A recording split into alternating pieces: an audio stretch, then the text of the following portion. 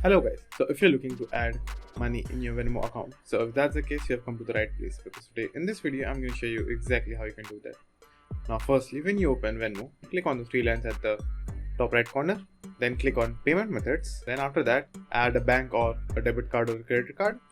Then if you're choosing bank, just simply click on it and do the verification, and after the verification process is complete, it will take 1 to 2 days. So after it is complete, open the Venmo application again, click on your profile icon and click on add money, then enter the certain amount of money that you want. After that, click done, and after that it will show you your bank account. So choose the bank account and hit next, and then it will show you a review page where you can review all the settings that you made and the amount that you entered. And after all of that, just simply hit add money, and it will take up to 3 to 5 days for the money to be actually added in your Venmo account.